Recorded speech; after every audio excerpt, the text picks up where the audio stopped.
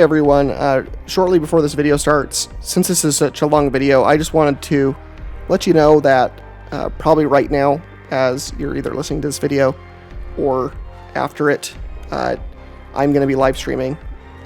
So if you look for a live stream on my channel, I'm going to be live streaming Battlefleet Gothic Armada 2, the Necron campaign. So if you want to stop by and say hello and talk about lore and just say hello, I'd love to say hi to you. But I just wanted to put that in at the beginning because I know a lot of you are not going to stick around for all of this video because it's super long. A lot of my statistics show a lot of drop off at the beginning and middle, which I totally understand for longer content especially. But just thought I'd drop that in, that if you're seeing this on the day of release, that I will be live.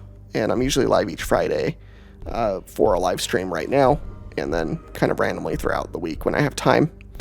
So yeah, just stop by if you'd like to. And so now, moving forward, here's the actual content for this video. Hello everyone, and welcome back to the channel. This is the Darklight Emissary, and today's video is going to cover two novels that I recently read. The first one being Renegade's Harrowmaster, and the second one being The Lion, Son of the Forest. So I'm going to take the first part of this video to cover the first book I mentioned, and then the second half will be The Lion. So both these books, first off, are written by Mike Brooks, and he is an author that I have grown to like a lot over the last couple years because he does a lot with the Alpha Legion. It seems to be his assignment, so to speak, and I think he understands that assignment pretty well. And then, interestingly, he also wrote The Lion. And then, on a completely unrelated note to the fact he wrote these books, I happen to be part of a Facebook group online that is 40k related, and he randomly replied to one of my comments once, and so I got to chat with him a little bit, just like a comment back and forth. But it was really funny to realize that I was talking to one of the 40k authors and that he had just replied to one of my comments randomly. So it's just kind of funny that I happened to pick two books by him. I hadn't really noticed that looking at the authors, but anyway, so I'll start off with Harrowmaster. This book takes place with the Alpha Legion. It's from their perspective, and when I say their perspective, I should say specifically the main character. And the main character is a Alpha Legion Marine named Solomon Akurra. And really, the book's main focus is to follow his ambitions to become Harrowmaster of his warband, and then to unite several warbands of Alpha Legionnaires together. And the book is kind of, he's got a sidekick character, which is a psyker, this woman who is a psyker that basically is kind of his right-hand person. And it's fun to have the dynamic between a regular human, sans the psyker part, but she's, essentially a regular human otherwise. And the dynamic between her and, a space marine is fun. And then their camaraderie throughout the book is pretty great because they trust each other implicitly. And so she's able to really razz him, and, he's still going to protect her. And he, at one point, even tells her, I would kill any other mortal for saying what you say to me. And she's like, well, sucks to suck for you. I'm going to say it. And you need my help, basically. So, suck it up, And it's funny to have that dynamic between them. And she is essentially his partner throughout the entire book from beginning to end. And then, so really it follows his plot to become the leader of his warband and these warbands. And classically with the Alpha Legion, nothing is as it seems. And you think, many of the curves in the book are out of left field, and it turns out they were kind of, for the most part of the plan, or, what happens was adapted to the plan to fit. And that's a big kind of point that Solomon basically brings up, like in observation, or how he thinks that the Alpha Legion should work is through adaptive ability to any situation. Like, whatever your plan is, be ready to adapt it from something else, and so on and so forth. And I would say that's a pretty good approximation of the Alpha Legion. And then one of the interesting things about Solomon and his warband is they are not implicitly chaos-related Marines. The biggest exception to that is Solomon does have apparently a demon living in his arm. He has a mechanical, biomechanical arm. And that arm can transform with the help of a demon spirit living in it. But this spirit seems very minor for a warp entity, and it really only works as like an assistant on his arm. And it doesn't seem to have the ability to corrupt Solomon as far as we can see, physically or mentally otherwise. There's no other like warp touch among him. And then his warband does not worship chaos, and none of them really, look at chaos with any amount of joy or love.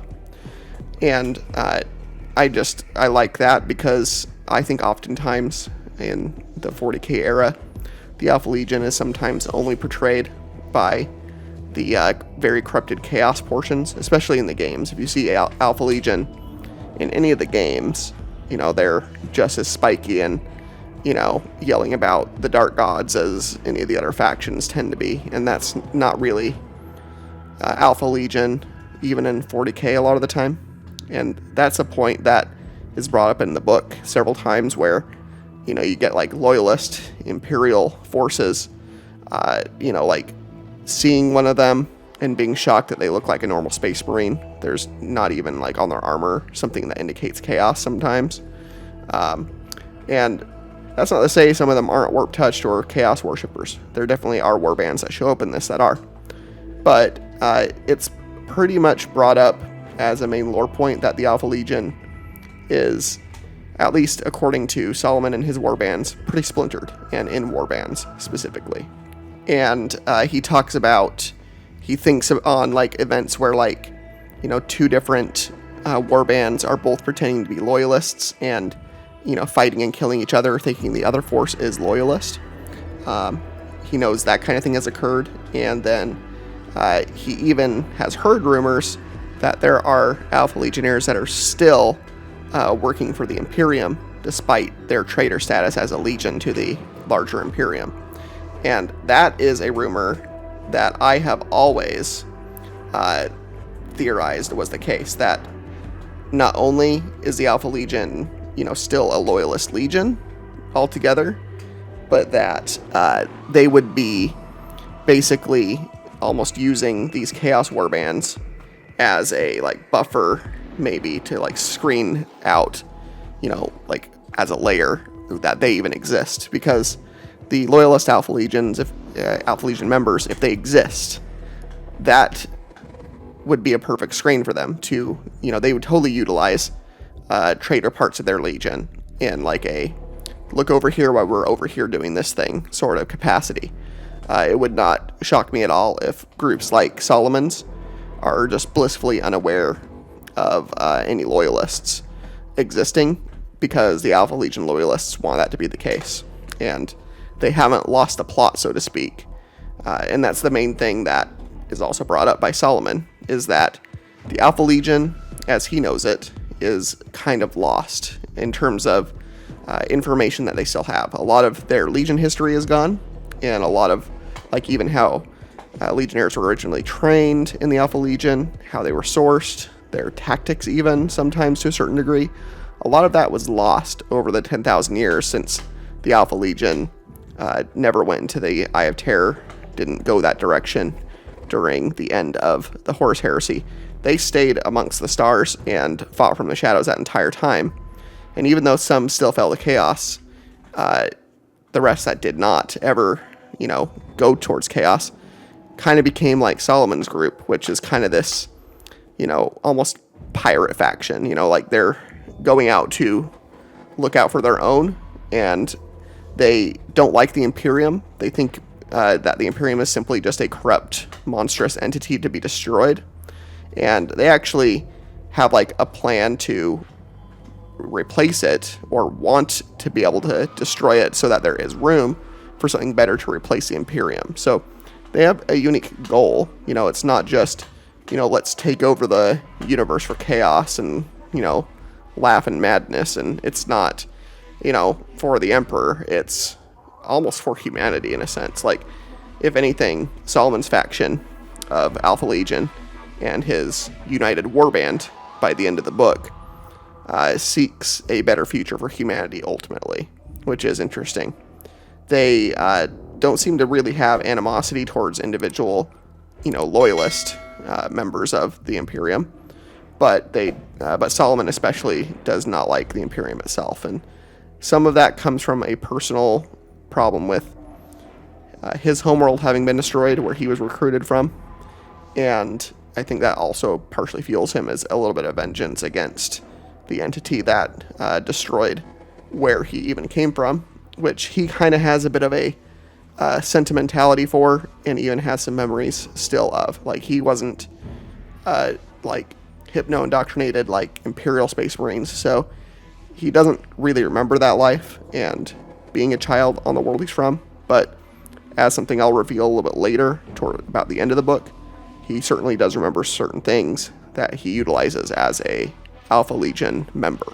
And so really, this book follows him uniting his warbands, as I mentioned before. Like, he brings a few warbands together and eventually is able to weld a force of around 1,000 Alpha Legion Space Marines into some form of a larger force.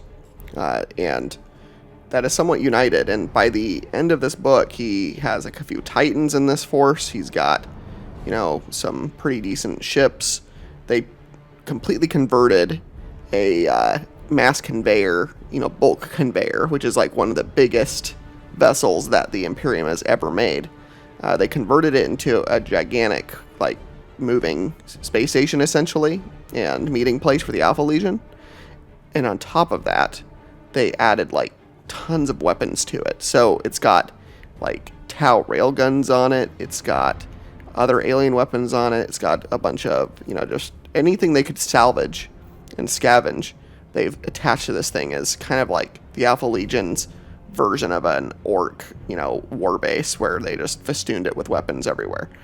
This thing is gigantic, and it, at one point was one-shotting Imperial ships in one of the fights in this book, and it was a really awesome bit to see that they made this station movable and operational in a combative capacity when they needed it against the Imperium at one point.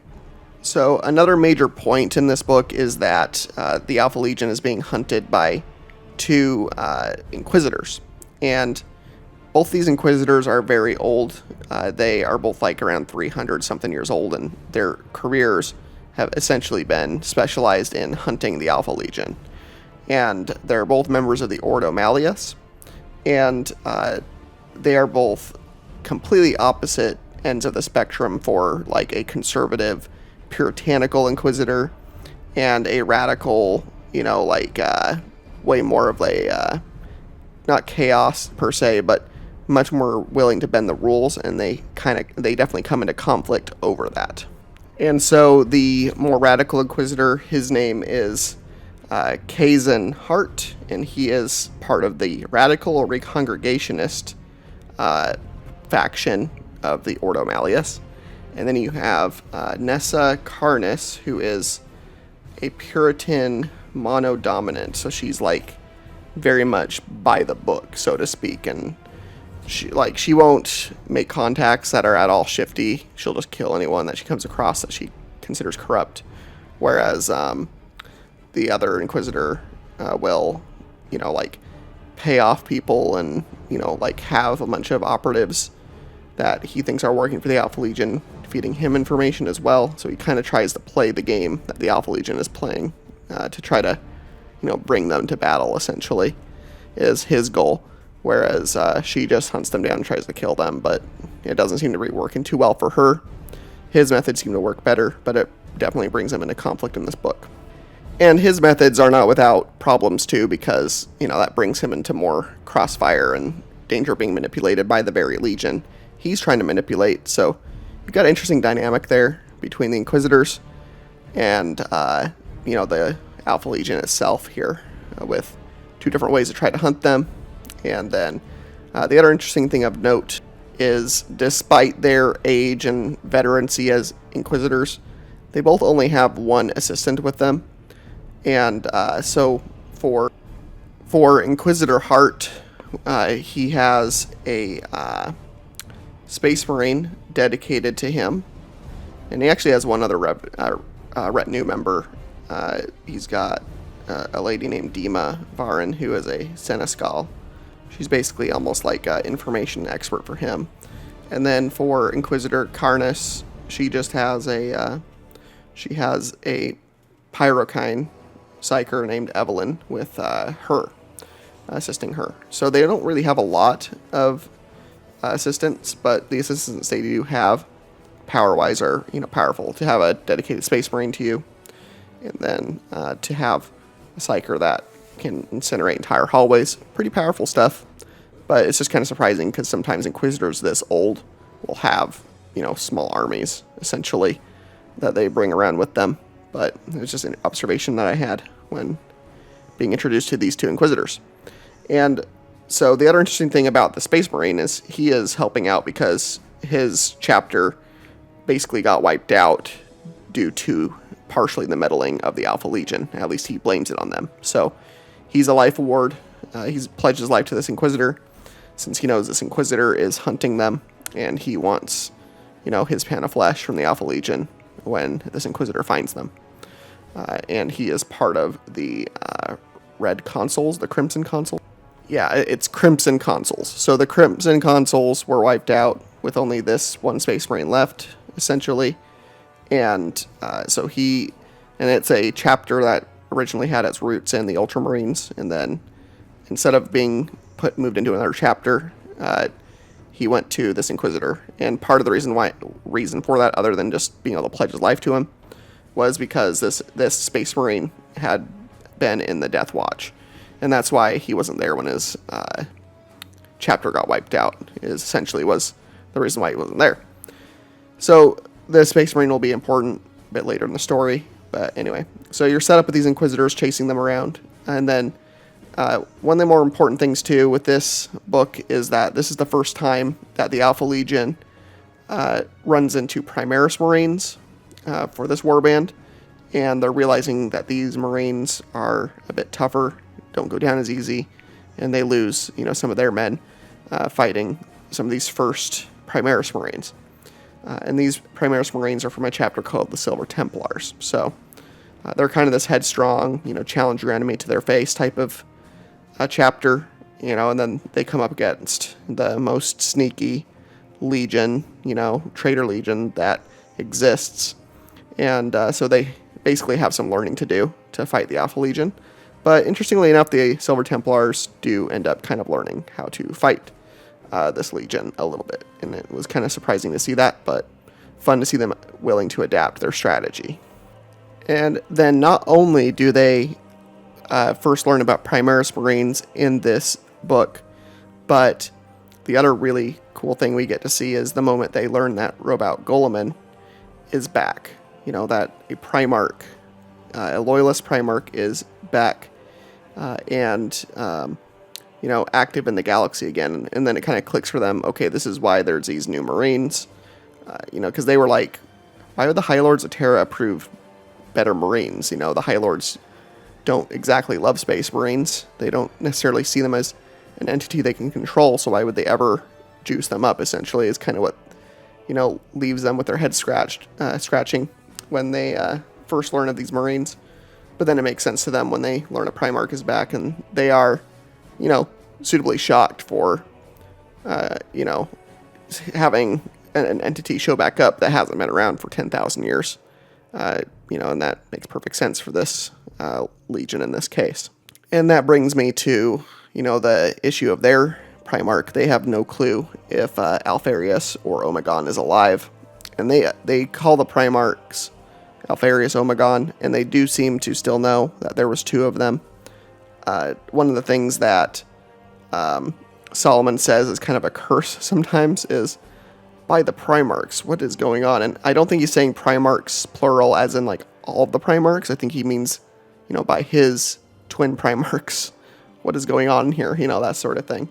So that's one tidbit of information they still know, is that they have, two halves of a Primarch in Alpharius and Omegon, and they do say at one point they address Alpharius Omegon as one single unit, but they do seem to know he was two individuals, one soul and two bodies, essentially.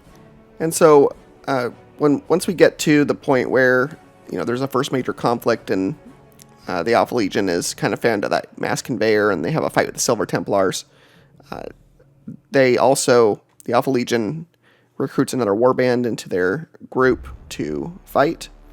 And this warband is interesting. Their leader and their group of legionaries are really more Mechanicus now than they are Alpha Legion or Space Marines. Their main leader rides a demon engine and commands a force of Skitarii, and even his voice and helmet seem to radiate like a mechanical voice. And I don't think we ever really see his face or anything like that, so you wonder what's underneath the helmet and the armor of a Space Marine in this character's case. And he's very headstrong, pretty powerful force to be reckoned with, and they decide to go attack a Forge World to resupply the Legion force in hopes to use the supplies to, invade further Imperial worlds to destabilize them. And when they get to this world, Solomon is, fighting against enemy Skitarii forces with his forces. And then they get attacked by a Warlord Titan, which is no good for them. And so to try to head this off, Solomon's Psyker assistant, she does a sacrifice to Khorne, a blood sacrifice, and she offers her own blood up to Khorne. And then a group of legionnaires basically have Khornate demons crawl out of them. They split open, and a bunch of demons come out of them, and basically Khorne bloodletters. And they pull giant black iron swords out from the Marines' insides, which dimension-wise doesn't make sense. And then these demons charge into the Mechanicus and give enough confusion for the Alpha Legion to also rush them and get inside the enemy lines to where the Warlord Titan doesn't want to attack its own units. But then the Alpha Legion commander that runs his own Mechanicum force, he uses some kind of demon engine that looks like a bunch of serpents, and they completely wrap up the Warlord Titan and overwhelm its machine spirit and take the Titan over and corrupt it. And then he turns the Titan against the rest of the Alpha Legion forces there under Solomon's command and wipes them out, so he can consolidate power from the warbands for himself. Solomon manages to survive. His psychic assistant has the ability to warp walk, so she teleports them into a little safety area. They're discovered by some other Alpha Legion members a bit later, and then Solomon essentially hatches a plan to take power back, but he's going to do something first to make him more recognized as a leader, essentially. And the information he has for how to do this comes from that Inquisitor, who is on the more radical side. So that Inquisitor lets slip to him that there's a Ordo Malleus vault, and in this vault is something of value to the Alpha Legion. And so Solomon goes there with some members of the Alpha Legion he can still trust, and they invade this facility, break into it. He brings along Alpha Legion members who are corrupted by chaos, who are Khorne followers, and these Alpha Legion Marines just completely plow through the defenses and, breakneck speed, just obliterate every enemy in their path. And it's basically just a bunch of normal humans that have, no chance against this force charging into them. And so what we end up getting is Solomon and them eventually at the walls of this vault. They use melta bombs to blow it open and go in. and they can tell that stuff in the vault has been disturbed, but there's a bunch of stuff to go through. And so they essentially were going to start going through everything, but then they have a problem with the Alpha Legionnaires not having any targets left, so they start trying to target Solomon and his assistant. But then, at the exact perfect time, across the speakers in this vault, someone comes on and is like, Solomon, I'm so glad you joined us here. And Solomon just grabs his Psyker, his sorceress, and just rushes for the entrance, because he basically just immediately knew that if an enemy is willing to monologue at him, like where they are at is not a good place to be. He just knows that instinctively, which I just found funny. So they rush out the doorway, and these other Alpha Legion members are chasing them down, trying to, in a rage, in a blood haze, wanting to continue to kill them, if nothing else. And then a bunch of internal explosives get detonated by the Inquisitor and destroy that portion of the Alpha Legion. Solomon gets out and his assistant, and they make a break for the surface of this world they're on, and are able to escape back onto the vessel that they arrived on. And then they promptly and immediately use resources to track down where this Inquisitor is, to take back the artifact that they know the Inquisitor has with him since he detonated the vault. They know it's not in there. They know this Inquisitor wouldn't leave it behind, so they go to confront him. Now, in the meantime, this Inquisitor had his own problems with that puritanical Inquisitor. They had a miniature little war, and basically had a fight. She tried to kill him for supposed, being a heretic, and so she shows up at the Inquisitor's ship first. They have a bit of a fight, and the Space Marine, tries to fight them, but the Inquisitor has a psi cannon, and it is able to do a lot of damage to his armor, so Space Marine stays in cover, and also the Pyrokine is using her flame abilities to also put pressure on the Space Marine as well. And so, they're at kind of a standstill talking in this hallway. They decide to have one last truce because, he tells her, Solomon is here. This is the only time we're going to have to get him. Of note here, it's interesting to point out, Hart has been hunting Solomon for a while, and even assisting in trying to, give Solomon power to try to then trap him. And one of the nicknames the nickname for Solomon is the Ghost. He's not been seen by Hart up close or really, pictured or anything.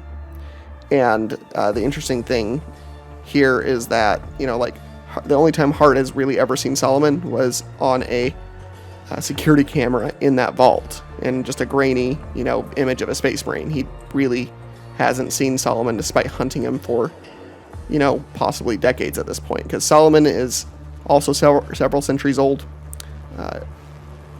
This Inquisitor is at least 300 years old, so they've been kind of, in a cat and mouse game for a little while, it seems like. And so by the time that Solomon shows up here with his assistant, they know that, at least one Inquisitor is going to be here. And so, they start looking around the ship. It's not a very big one. They go into the, cargo part of the ship, and they see some crates from that Ordo Malleus vault. And, Solomon knows something's up. He can tell, and he senses across the catwalk way. They're on top of they're on a second, third story of the storage area, and they're on these kind of metal gantries, and he just knows that there's something across the way from them in the dark. So he shoots over there, and a conversion field lightens up on the one of the Inquisitors, and reveals that they're standing there. There's a Space Marine, the two Inquisitors, and the Pyrokine. So immediately a fight breaks out, and Solomon gets shot by a bolter from the other Space Marine, gets thrown off the gantry down onto the bottom floor, and then but Solomon is able to basically controls fall, and his armor held, and then he lands on his feet and basically starts firing immediately back with his bolter, and so the fighting is joined at that point.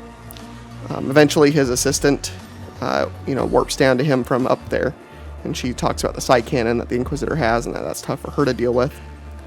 And then,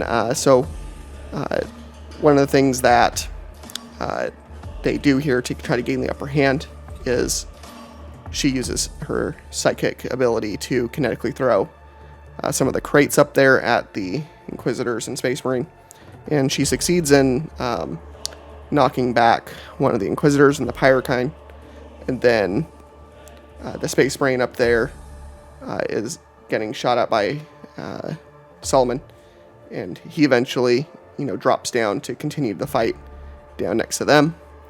And so now they're kind of in a closer fight area here, and the other Inquisitor, the conservative one, she eventually gets her conversion shield overwhelmed by Solomon's bolter shots and basically gets almost bisected and then decapitated by bolter fire. So she goes down, and then Solomon is left with the other Space Marine. And this other Space Marine, this is the best reveal in the book, but basically Solomon starts saying some code words, and these code words are a former lullaby basically from his homeworld that's destroyed. So only basically he knows these words, and he speaks them, and then this other Space Marine, his mind basically wakes up, and he was actually a thought to be lost brother, essentially, sibling almost, of Solomon's from that same homeworld, which is why they use this lullaby, because no one would know what it is, so it's a perfect code phrase for a deep agent to be woken up by. And so he wakes up as a second Alpha Legion Marine that was there the entire time to keep tabs, basically, essentially, on Inquisitor Hart, who's still alive at this point. And so that brings us to those two, and that Inquisitor and the Pyrrhine are able to escape and get onto another ship, but they leave behind half of the artifact, and it's in pieces in one of the crates, and Solomon has them in his hands, and he's like, this is good enough for now, we don't need to chase them down for the other part of it. And so that brings us to the rest of the warband. So the rest of the Alpha Legion warband showed up at an Imperial world, and they got into a space battle with the Silver Templars and defending fleet there. And then eventually the fighting goes down to the surface, and we don't really see a lot of the fighting, but essentially, they make for the planetary capital and decapitate a lot of the main fortresses along the way. And they've only basically been fighting for a week by the time that they're approaching the palace with the governor there. And so the Mechanicum Alpha Legion member, he's riding his steed, his hell engine, up the stairs towards this governor. And what's interesting here is there's a bunch of statues on either side that look like Primarchs.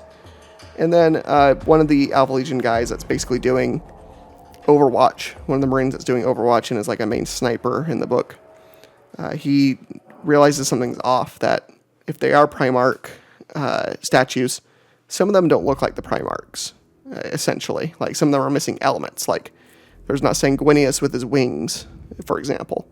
And then moments later, these statues essentially are like coverings, and they're thrown off, and the remaining Silver Templars have adapted to the point of ambushing the Alpha Legion at this point, and they are able to get into a close quarters fight with the remaining Alpha Legion here, kind of give a last stand against the Alpha Legion, essentially, because the Alpha Legion totally outnumbers the Silver Templars here. The Silver Templars are maybe 40 strong right here, and they eventually get destroyed down to a man.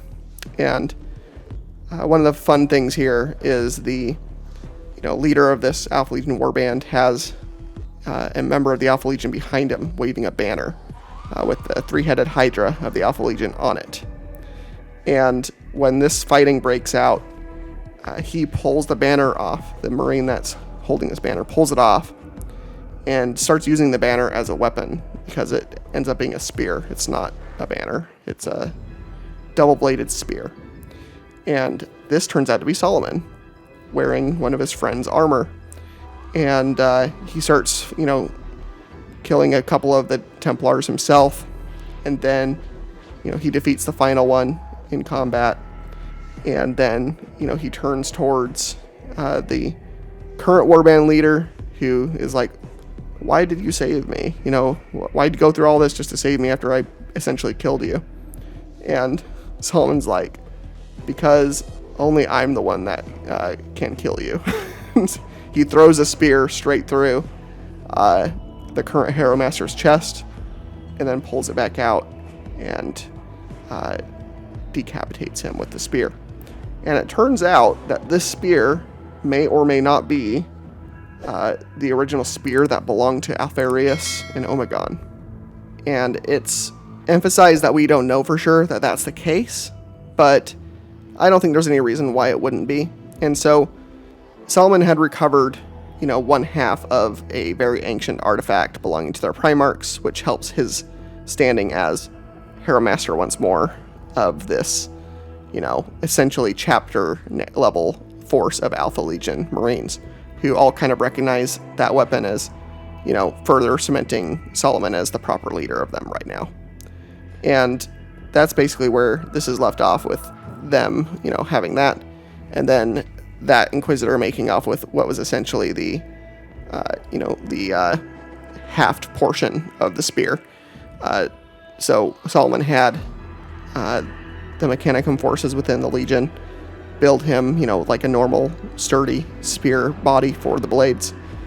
And so, assumedly in another book later, Solomon's going to try to recover that haft eventually and complete this relic weapon of the Primarchs. And so that's really this book, and I will say that I really loved this one because I'm a huge Alpha Legion fan. A lot of people kind of get frustrated with them because of how convoluted and, kind of in loops that they are, and this book kind of tackles that dilemma, with the Alpha Legion kind of also being frustrated by themselves to an extent. But then, that's not to say that it might not be according to other parts of this Legion's plan, because this is only a small portion of the Alpha Legion operating in the galaxy. And who knows what the rest of the Legion is up to. This force certainly doesn't know, but they know what their plan is. And their plan is to cause as much damage to the Imperium as they can, and try to at least cause a partial collapse of an already, currently failing entity with the Imperial government split in two, the Imperial map split in half by, what happened with the Eye of Terror, and, the warp storms now blocking half the galaxy from each other. Basically, they're trying to capitalize on that. And then I almost forgot a really fun part of this book. This will be the last thing I bring up with this book, but this was just quintessential Alpha Legion, and I really loved it. But at one point, they are able to secretly drop a sizable force of Alpha Legion onto a world through transports that no one expected was theirs. And they come out of these, transports or out of these, crates and everything with, Fellblade tanks, Land Raiders, all kinds of stuff. And all of these vehicles, for the most part, do not have anything indicating chaos relation on them. And so they form up in a convoy, don't attack anyone, and they just start driving and beelining for the Imperial Palace. And this part just signifies how fragile the Imperium really is, and what a problem it is for the Imperium to not, trust themselves, essentially. So eventually they are challenged by a colonel of the Astra Militarum, and they're like, what is your business here, Space Marines? What are you doing here? No one expected you to be here, basically. And Solomon responds saying that they are the Iron Snakes, and that they're here to basically take the governor into custody because he has been declared traitor by the High Lords of Terra. And he says this over public radio to every, member of the military on this world that can hear it. And basically is like, if you're not with us to apprehend the governor, then you're against the Imperium and you are also a traitor. choose your side, essentially. And they just instantly cause chaos to happen on this world. Not chaos as in the warp, but just, complete social chaos. And so you have, commanders refusing orders and going against their commanders, declaring each other traitor, and it's just complete anarchy at that point. And they walk right up to the governor's palace, and they just attack it with overwhelming force. Out of these vehicles come like 9 Terminators, and then just, a bunch of other Marines. Like, it's just the most overkill force imaginable to take this world where there's not a single rival Marine or anything really that can face them. There was apparently a mercenary knight, engine that was guarding the palace, but it gets one-shotted by a Fellblade. So, like, other than that, really, there wasn't really anything for them to really fight here in this portion of the book. But I just thought this was a great little bit of the book, essentially showing just very classic Alpha Legion misinformation tactics, and just how like one single sentence essentially brought this world's defenses to its knees and made it question its own loyalties, and so I found that great. And this is by far not everything in this book, so I still recommend reading it if you haven't read it, just because it's got some great characters in it, some great character work. The Alpha Legion isn't just all chaos, which I always like to see, because I think when you see something from an all chaos perspective, it can get a little bit boring sometimes from that end of things. Not always, but it can be, and it's nice to see a force that's kind of in the middle on things. They have some forces with them that are chaos related. They even have some forces with them that claim they're loyalists, and that are essentially, they are sad that they betrayed the Emperor, and they claim that they worship the Emperor still, which is interesting too in this force. So you got, a warband that runs a strata of Alpha Legion beliefs, essentially. And I look forward to a follow-up with Solomon and this warband, and I want to see if in another book, if like Solomon's going to come up against another force of Alpha Legion that is a bit different from his own, and might even be loyalists or something like that. Or he gets a rumor of his Primarch being alive and tries to go find him, or it's just something. I'm hoping for some good stuff in the future from Mike Brooks and his stories about the Alpha Legion. Alright, and so switching gears here, we're going to go to The Lion, and this is a important book because this is the moment where a second Loyalist Primarch returns to the 40k era after 10,000 years, essentially. The Lion was one of the first Loyalist Primarchs to go missing, so he's definitely closest to that 10,000 years of being gone. And this book is... I loved this book because we start off with the Lion not really knowing how he even came back to reality, and it's not exactly explained. My theory, because it's never explained in this book, is that essentially the Emperor woke him up, because the Emperor is in this book to a degree, and I believe that with Robout being around, that the Emperor wants the Lion back too, and for reasons we don't exactly know yet, but as the book progresses, it kind of becomes more and more relevant, or evident, I should say, on why the Lion was essentially picked by the Emperor, or called by the Emperor to come back to reality, essentially. And so the Emperor seemingly calls the Lion back. The Lion doesn't realize this. He just kind of finds himself in a forest, essentially. And this forest seems to look a bit like Caliban, his homeworld. And so he starts wandering around in it, and this first part is him kind of wandering these woods, and he's in his power armor, and he eventually stumbles across a river and sees in this river a boat, and in the boat is an old man that he sees as a king. And this old man is fishing in the river, and there are 4 shadows underneath this river swimming in circles around it as he's fishing. And this king also has a wound on his side, so he's bleeding as well. And so the Lion calls out to the Emperor which I assume this is the emperor, the old king. And the king kind of looks up and looks over at him, but doesn't say anything and doesn't really indicate any interest to the lion. Doesn't seem to be super focused on the lion, essentially. And also next to this old king in the boat is essentially like a keep, a castle as well. But the lion, he had no way to swim across, really. He didn't want to try to swim across. And then he also muses that he doesn't really have the tools to make a boat or anything himself. And then, kind of showing up out of nowhere is one of the Watchers in the dark. And the Watcher essentially tells him, the path to the castle and, the path that direction, you're not ready for this yet. Go this other way. And so the lion goes this other direction, and eventually he comes across some regular humans who are essentially getting attacked by giant beasts. So the lion goes into beast slaying mode and, just basically with his bare hands, in his power armor though, and helmet on.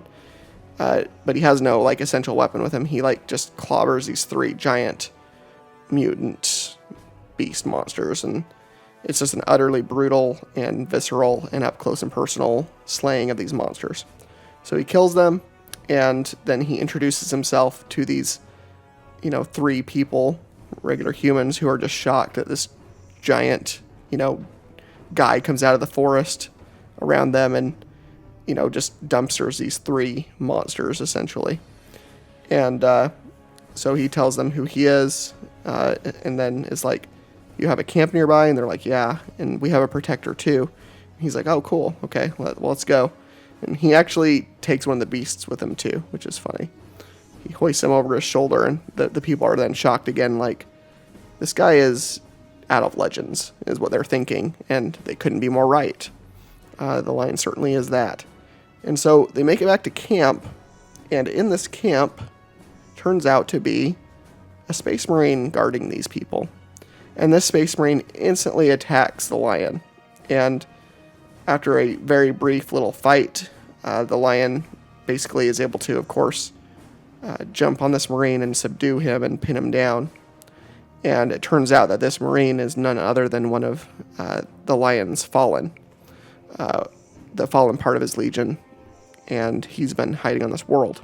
And so the lion doesn't kill him. He essentially, tells the Marine to take off his helmet so he can see what he looks like, and he's an older man. He's an older Space Marine, some gray in his hair and stuff, and he definitely looks like an older Marine. And he goes by the name Zabriel, or Zabriel. And this Marine essentially tells him that he's been in real space for the last 400-ish years, 400 years, maybe a little bit longer than that, up to 600 years. I don't exactly remember what he says. It's between 400 to 600 years at the most, that he's been in real space. And that's the thing with the Fallen. So essentially Caliban got blown up by the Chaos Gods in the fight that the Lion has with his former second-in-command, Luther. And a bunch of his Marines that were on Caliban got pulled into this warp storm and then spat back out all over the galaxy. And a lot of them were spat out 10,000 years later, 5,000 years later, 6,000. A bunch of them were thrown through time.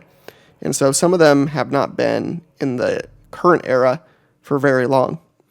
But some of them have been around for at least a few hundred years and are therefore getting a bit older, just like Zabriel is here.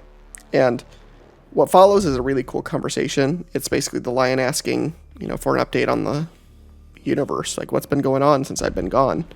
And Zabriel's like, you've been gone for 10,000 years. I've been back here for 400 years, and even I don't know what's really going on still. And Zabriel basically has bits and pieces he's researched over the last, centuries. And he tells the Lion how the Emperor is worshipped as a god now, and the Lion is just like, what? Really? No way. Just shocked by that. He talks about how, just the state of the galaxy is not good, that there's a lot of, bad stuff going on. Zabriel mentions Abaddon, and the Lion is like, Ezekiel Abaddon's still alive? What the heck, like, can't believe he's alive and still messing with us. That's, nuts. So it's just funny to see the Lion, like, get updated about what's going on, to the best of their, to the ability of Zabriel, who doesn't have all the information either. And it just brought home to me just how, a lot of characters in these books don't have nearly the kind of knowledge we have. Like, it's hard for us to comprehend, how little information actually gets disseminated to the public and, like, is hoarded by, the higher powers and authority figures of the Imperium, and then how much is left up to rumor and conjecture. Because, like, Zabriel has, apparently, like, looked into, legends of the other Primarchs, things like that, and they're, like, they have rumors about, like, the fallen Primarchs, but nothing, concrete. And even if we, like, talk about, like, Rabout for a second, him finding, him looking into legends about his lost brothers, and him not being able to determine myth from fact about his missing brothers, he was kind of researching as well, because he wanted to try to find out if he could find any of his lost brothers too. And so the Lion is essentially left with an imperfect picture of the galaxy as it is, but the Lion essentially is like, I'm going to do my best to protect humanity as my main principle at this point. And then, he has kind of a discussion with Zabriel where Zabriel was essentially resentful of the Lion because the Lion thought that all of the Fallen were traitors, and the current Dark Angels chapter of Space Marines that, are the Lion's descendants, they ruthlessly hunt the Fallen whenever they show up. The Dark Angels are the most secretive chapter in a lot of ways, and they will essentially, abandon allies and, completely, devote any resources to hunting down Fallen. They keep the Fallen a secret from the rest of the galaxy and from the Imperium at large. And so Zabriel basically tells the Lion that, he was wrong to think that everyone on Caliban was a traitor, and that Zabriel himself was not a traitor, and he would stake his life on it. And the Lion listens and is basically essentially willing to say, that he made a mistake and was rash at that point in time. And so they kind of come to a truce, and Zabriel basically decides to, follow the Lion at this point. And so Zabriel informs him that the world they're on is currently under siege and capture by a chaos force, and that Zabriel's been kind of protecting his small group of humans, but the rest of the world is basically lost to this chaos warband. And so the Lion basically asks for the location of their fortress and starts heading there with Zabriel. And so they get to this fortress, and it used to be a fortress of descendants belonging to the Blood Angels until it was captured by this warband. And they make their way inside, and one of the funniest encounters in a lot of novels that I've read happens in this book. I think about it often because I just thought it was hilarious. Basically, essentially, you've got like 5 or 6 Chaos Marines, in this fortress, just standing in this room, and they seem to have been waiting for the Lion, but they don't know it's the Lion. They don't know it's a Primarch. They just know that someone that they know as the Flawed Knight, it's whispered in the warp, should be arriving. So they're standing kind of waiting around, and here comes the Lion walking into the room. And so the Lion starts approaching them, and they basically are like challenge the Lion, and there's a sorcerer with them who starts reading the Lion's mind, and all he says is that the Lion has a mind like a knife's edge. And the Lion is wearing his helmet, so I just imagine, out of his, helmet and like a rough, Vox grill type of, voice, mouth grill type of voice that Space Marines have. He says, get out of my mind, witch. And, like snarls it at them essentially. And so right now, as of this moment, they know this Marine does not fear them. And the only thing they really know is that, he's a black armored marine that seems to be a bit larger than the rest of them. And that is until the lion leaps into the midst of them and starts suplexing the absolute hell out of these marines. He grabs them with both of it. At this point, the lion does not have a weapon, okay? He's just got his hands and a hunting knife. So he just grabs them with his hands and throws them. Throws one into another one, is kicking and punching and just absolutely, just dumpstering these guys. And, then the Marines are like, oh, okay, we're in trouble, and this is something more than a Marine. We're in trouble. So, essentially, they all get, absolutely whooped. And then, into the room arrives two, essentially, obliterators, which are a bit more powerful for the lion to have to deal with. And so he's kind of essentially retreating from fighting them and kind of dodging them, trying to kind of figure out a strategy to fight them. And he unwittingly walks into a forest area again in the middle of this fight for a brief time. And in this forest area is a sword. So he takes a sword and he, comes back into the room and uses this sword to defeat the two obliterators. By this point, he goes back into the main room. Zabriel's in there with the last traitor, Chaos Lord, laying on the ground, dying, and the lion, during this fight, the lion realizes that, while he can fight everything much better than they can fight back against him still, he feels a little bit sluggish, he feels a bit off, and he essentially asks the Chaos Lord what they did to him during the fight, and the Chaos Lord is just like, we did nothing to you, Lord. You just got old. Essentially just telling this Primarch he got old, and that's kind of a running gag throughout this book. You got both, traitor Marines and Dark Angels, fallen Dark Angels, but essentially man, our Primarch got old, didn't he? Look how old he looks now.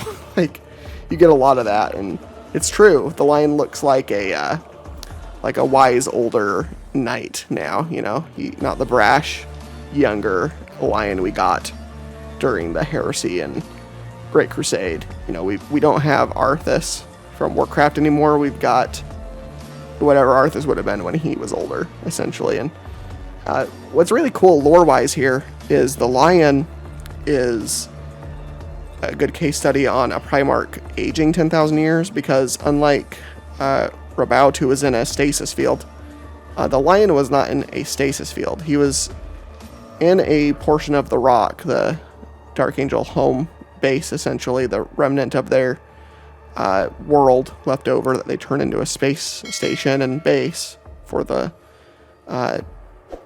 Dark Angels in their disparate chapters. But, he force walks out of that rock area, and force walking is kind of the ability he learns he has and doesn't realize that he has at first. And essentially, the lion, the entire time he's been in this rock, cell, whatever it was, being watched over by the Watchers in the Dark, his body was aging that entire time. And so, let's say a Primarch during the Great Crusade was in his late 20s to early 30s, mid 30s, maybe even 40 years old at most, for how old a Primarch was compared to a baseline person. Essentially 10,000 years later, the lion seems to have aged around 20 to 30 years, essentially. So, maybe that's a bit off for overall aging, because the Primarchs were all only a few hundred years old during the Heresy era at most. And I guess maybe the aging process slows the longer they're alive. And so by the time you're looking a bit older, you can be 10,000 years old, but the lion is essentially working with a 10,000-year-old physical body that, had no warp shenanigans going on or stasis field to keep it from aging, but he's still got a Primarch's level of strength and ability. And he's also kind of regaining some of that with his, just being back in action, and we'll see how much of his, overall vitality comes back to him, I guess, over time. And so they defeat the Chaos Force here on this world, and then they basically rally the rest of the world's, human forces that want to fight back against the Chaos Warband forces, and they take over most of the world back. Essentially, they take back a city, but it's kind of one of the major cities. And so the Lion now has, a force of regular humans, and Zabriel with him still as his single Space Marine with him. And so eventually the Lion is going on like an expedition with some of his soldiers and Zabriel, and they're going on essentially like a hike in a certain area on this world, and they eventually end up in a climate that's completely different from the world they are on. And so essentially the Lion force walks them to a completely new world, and this world is much more desert-like. And they're confronted by a person driving a vehicle who, suddenly sees a force of humans, a Space Marine, and essentially a larger Space Marine, standing there. And the Lion is essentially like, I am Lion El'Johnson, son of the Emperor, Primarch, and I need your assistance. And so this guy's like, you are who? What? Like, just kind of in shock. And he does get them help, and eventually some military shows up, and, they bring him to this city, and the city officials, have a psyker with them that is sanctified or sanctioned, and he reads the Lion's mind and basically confirms to the population he is the Lion. He is a Primarch returned. And the city just, goes into celebration mode, essentially. And then the Lion takes over the command of this planet and the system. And essentially kind of learns that he's, in a sector and part of the Imperium that is kind of isolated and cut off from both the section of the segmentum they are in and the wider Imperium. And so the Lion is in Imperium, in the Imperium Annihilus side, which is the side that Rabout and the Ultramarines are not on, and it's the opposite side of like Terra and things like that. So it's essentially a split off part of the Imperium that the Lion has found himself on. And so the Lion basically learns that some kind of pod showed up and crash landed on the world, and it was empty. They thought they were under attack by Chaos forces, but that's all they saw was this pod fall. And the Lion confides in Zabriel that he believes that this pod was actually another fallen, and he essentially is theorizing that the forest walking is taking him to more of his sons to try to help him reunite them, basically. And so he sends Zabriel on a fact-finding mission to try to find this fallen. And so he essentially follows some signs carved into things that Fallen use to kind of communicate with each other and try to find each other over time. And he follows these signs into like a more rundown part of the city. And then he eventually is held at gunpoint by a Marine. And, he explains who he is. And the Marine guarding him is like, oh, you're like, he's like, I know you. He's like, I trained you, essentially. And so he goes into this, he's brought into this like small building, this small house, essentially. And in this like tiny kitchen area are like 4 Space Marines, and they're all in their armor. Well, I don't think they're all in their armor, actually. But it's still 4 Space Marines in a enclosed space, and they're all aiming their weapons at Zabriel, and they're all basically like, what do you want? Why are you here? And Zabriel essentially, tells them, that the Lion's back, that he doesn't hold, them as traitors just by default anymore, and he's rallying who wants to join him and isn't commanding that of them. And so these, one of these Marines knows Zabriel, and essentially essentially like one of the Marines, chooses to go with Zabriel, and then the rest of them follow suit. And so they meet up with him and the Lion back at the palace, and some of the Marines kind of challenge the Lion about the past. There's a lot of bitterness still with some of these Marines, but and even one of them challenges the lion to a sword fight to ensure he's really the lion. And at first he's doing all right against the lion until the lion, kicks it up a notch and disarms him, and is like, and he's basically, try that again and I will kill you. And the Marine's like happy though. He's like, okay, you're the lion, I'll follow you, and the rest of them say they'll follow him as well. And probably the coolest, at least in my opinion, one of the coolest Marines in this group is a Marine named Lohawk, and his nickname is the Red Whisper. And this Marine is interesting. He wears full armor at all times.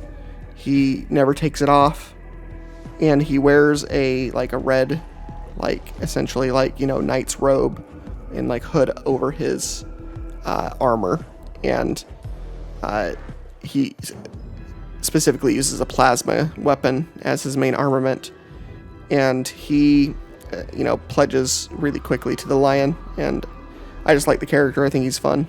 And so from here we basically have the lion coordinating the defenses of this section of systems, and putting a Primarch's mind to coordinating the military available to him here, with some of his fallen acting as some leaders and assistants and all that. Now, on the antagonist side of this novel, that Chaos Warband I mentioned, they have a leader that is a fallen sorcerer, and also just a fallen Marine that's like his friend, essentially. And they're running the Chaos Warband against them. And so the first fight essentially is a Chaos fleet showing up to assault the world, and the Lion commanding a fleet of Imperial ships against a superior force of Chaos forces. Through the cunning of the Lion, they're able to whittle down and separate the Chaos forces into different groups and kind of break them apart into smaller chunks. And then eventually, though, the flagship of the Chaos force gets close enough to teleport 4 Khorne Berserker Marines in Terminator armor onto the bridge, and they just, they charge the Lion, and the Lion essentially fights them off with his hands, and it's just a very close, very visceral battle, and he kills all of them in only about a minute or less, though. Still, the fight was that quick. He's still a Primarch essentially, and so he goes through these Khorne Berserkers. He gets his armor damaged essentially pretty badly, is what counts for him getting banged up, but he comes out on top of this fight. And then from there, they learn that another fleet has shown up, and this fleet is commanded by a fallen that heard about the Primarch, because at this point the Lion has been broadcasting through astropaths that he is back, that the Lion is here, he is back. And so some of the fallen have chosen to come back on their own, and this fallen happened to be running a pirate fleet essentially, and pledges his force to the Lion as well. And so this is kind of what happens as a pattern. The Lion keeps recruiting some more fallen, and some of the fallen know where other fallen are, and he goes and talks to them and gets them all together, and eventually ends up with a decent little squad of Space Marines, of fallen Marines, and even one of them in Terminator armor from the olden days, so Cataphracti armor, which is cool. And the fallen are just awesome. I just like their color scheme. I like that they're in the black armor of the old Legion, and that some of them, all of them are from the Heresy era, that they're kind of all out of time in place. They're all great Crusade veterans. They're the old spirit. They're the old school Legion brought into the future. And I'm just a big fan of the Horus Heresy era Legions and characters from that era. I kind of find the current era Dark Angels kind of boring characters in a sense, and their dogmatic, fanatical ways are kind of boring and lame in a lot of senses. So it's going to be fun to have the Lion essentially knock them into shape and be like, listen, not all the fallen, are bad folks or chaos folks. Some of them were wrong place, wrong time, essentially. And the Dark Angels are essentially going to have to get with the picture, get with the program. They're not going to go against their risen Primarch, who, essentially is not corrupted by chaos either. And so the other really important thing that happened in this book, the Lion is able to forest walk again. And he is alone this time. And he is able to go down the path to where the castle is now. And he goes into the castle. And within the castle is the king sitting on his throne now. And it basically has the king staring at him but not saying anything.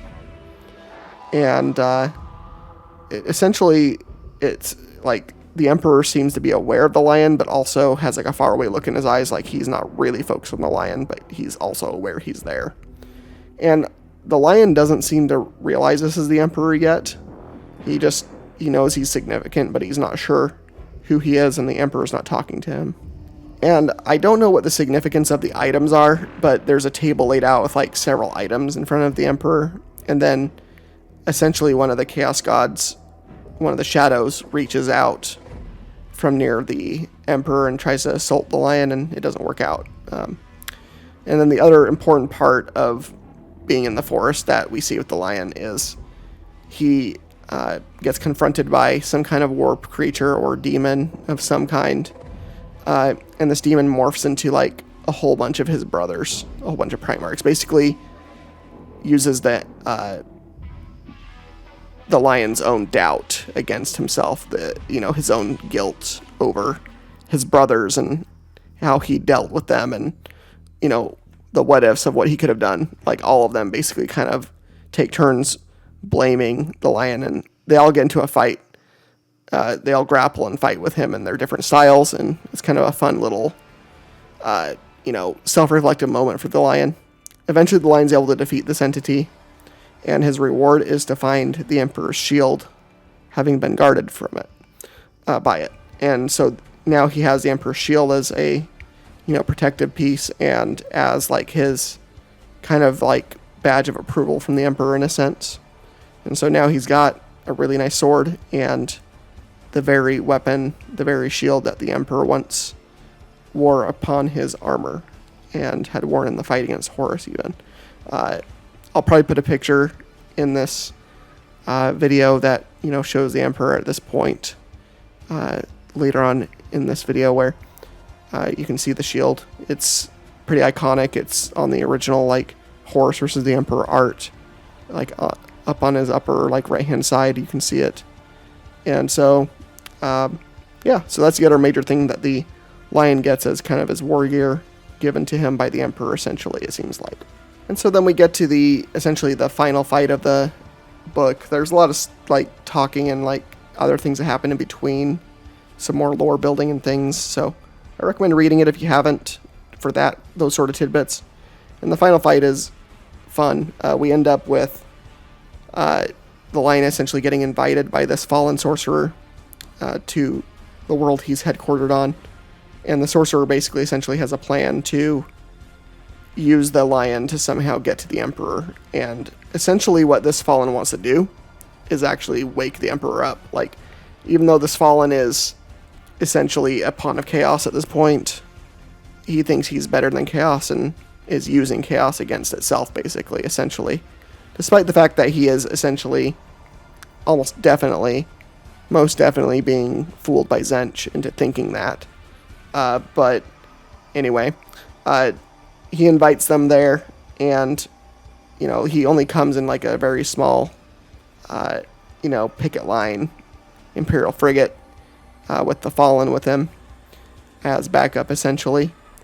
And so, the sorcerer has a trap laid for him, and, but he doesn't know about the Lion's force walking ability.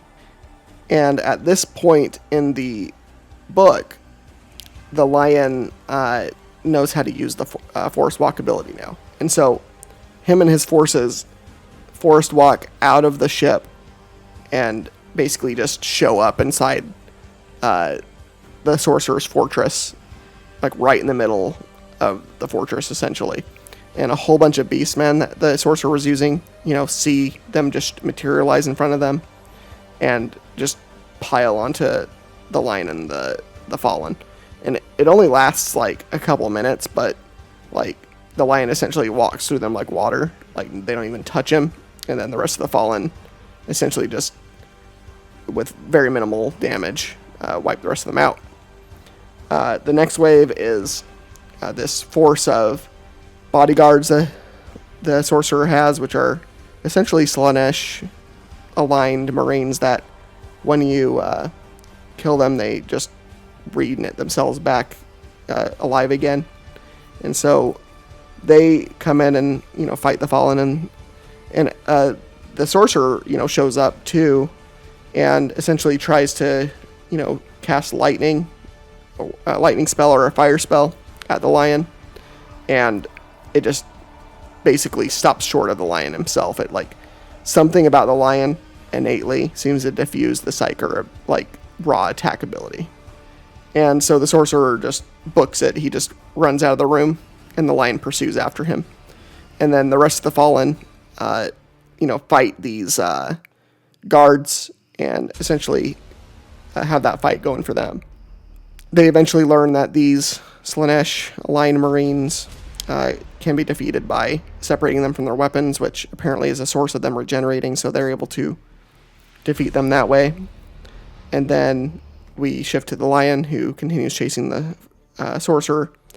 He ends up in a room where there's, like, the 8-pointed star essentially painted onto the floor, and like basically a setup ritual is waiting.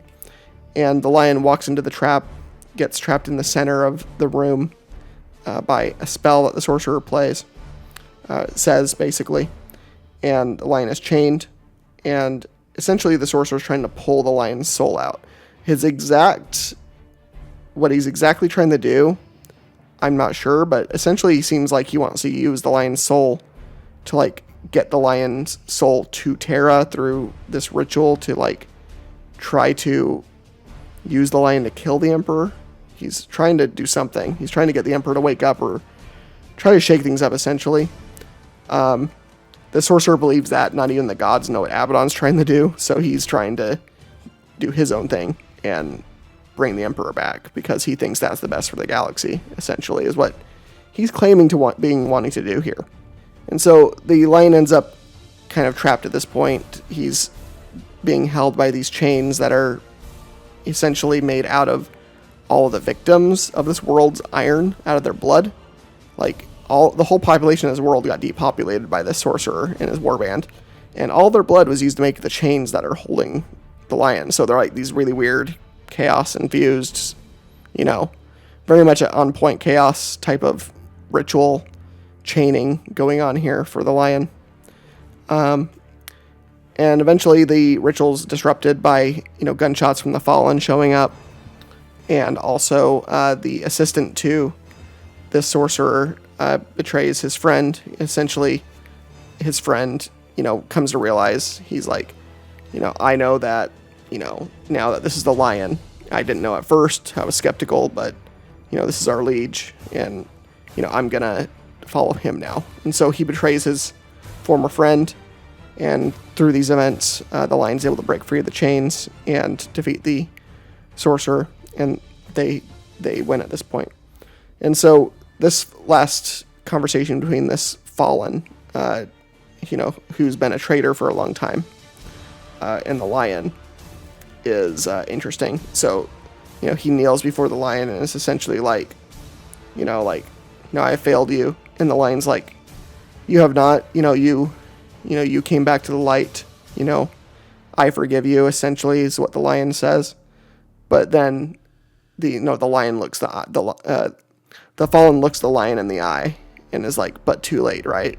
And the lion's like, yes, but too late. And so he, gives him a mercy killing. He executes, his fallen son, that truly fell to chaos, didn't just fall by course of being on Caliban. And so we're left with the lion ruling this little sector with his, small force of Space Marines. And at the very end, another group of Space Marines shows up. And this happens to be the Blood Angels, with no other than Dante leading them. And so, you know, these Thunderhawks roll up and land near the Lion in the entry bay to the ship that the Lion's on. And, you know, off comes a bunch of Blood Angels and then Dante himself. And the funny thing here is Dante's wearing a death mask of Sanguinius himself. And the Lion immediately gets angry. Is like, who are you to be wearing my brother's face? And Dante's like, yeah, you sure are a Primarch. You know, I could just tell by your anger and how fast you recognized Sanguinius and the passion in your voice that this is your brother. And so Dante tells him, you know, like, it's sure nice to have another one of you, essentially, you know, come back. And the Lion's like, another one? And Dante's like, oh, I didn't know you didn't know, but yeah, you know, Rabaut's back. And it's funny, earlier in the book, the Lion was like, you know, I'd give anything for one of my brothers to be back other than myself. I don't want to be alone. And when he learns that the legions are split up into chapters, you know, he was very angry at the thought of that and what Rabaut had done. And later on, he's like, you know, like, Rabaut, like, he has a grudging respect for Rabaut, you can tell, but he does not like Rabaut very much either, all at the same time. And when he says that, you know, he would give anything for one of his brothers to be with him, one of his Fallen is like, even Russ? And the Lion's like, yes, even him. And so it was really cool at the very end, you know, he's like, I'm not alone. The book just ends with, Rabaut is here. I'm not alone, you know, like, and just that simple ending, you know, he's just happy to not be alone and to have a brother fighting the good fight with him, essentially. And those two are going to be a cool, formidable duo. You know, you essentially got Rabaut as the brains and the Lion as the brawn, essentially, here. Although the Lion is much more than just a, you know, pugilist, like, sword tip. He is much more, you know, than that, but he is one of the best warriors that the Emperor ever produced and that the Imperium ever had. And if he reforges the Dark Angels into something approaching the old Dark Angels Legion, then that is going to be a serious force to be reckoned with. And, you know, the Lion has the authority to do that. And I think the Lion is going to have much less patience for, you know, the cult of the Emperor, the religious stuff, and much less feel obligated to the Codex Astartes. And so it's going to be interesting to see if the Lion reforms a bona fide Dark Angels Legion. And I hope he does, and I hope he puts them back into the black armor of the Legion, because I like that armor set better than the green. But I think the Dark Angels are too popular on the tabletop and stuff, and the green and the forest green to go back to Fallen colors. But maybe they'll make some kind of rule for that to be the case, and we'll get that. That's my dream right now. And so really that's it. This is I think this is my longest video at this point. Been going for about 2 hours here. If any of you are still here by now, I really appreciate it. I appreciate your time here. Essentially, I like both of these books. I can recommend both of them to you if you haven't read them. I, did my best to synopsize and kind of go through the bits I remember and liked about both. But there's a lot of other stuff in them. A lot of characters and little tidbits of lore that I really think are worth it for both books for anyone interested in the lore. Which, if you're on this channel, that should be your main reason why you're here, right? Unless you just like me, which I appreciate as well. And so, essentially, after this video goes up, I will be live doing more of the Necron campaign of Battlefleet Gothic Armada 2. So if you want to discuss this video, or any of my previous videos, or any other bit of lore with me, I will be live for a few hours this evening, chewing through that campaign a little bit. And if you haven't subscribed yet, and you've listened to this video, I invite you to subscribe, because more videos and content will be coming out. Coming up, we have The End and the Death Part 3 that I'm going to be reading and definitely going to be covering for review once it gets shipped to me. It should be on its way soon here. And then whatever the future holds at that point, you know. I'll probably do some more book reviews. I might do a complete rundown on all the Horus Heresy books and what I liked about them, and you know what I consider must reads versus essentially side content. But that will about do it for this video here. So if you liked it, please leave a like. If you have something to say, please leave a comment. And as always, I hope you have a great day or night wherever you are. We are really close to 1,000 subscribers and really close to the watch hours necessary for this channel to technically be official by being able to be monetized. That's not my goal with this channel. It's just a cool milestone to be able to even do that or even be talking about being close to that. So for all of you that have been here and support this channel so far, thanks for motivating me to continue making content for you and just discussing this world that we love. And so again, have a great day or night wherever you are, and I will see you in the next video. Thanks for your time.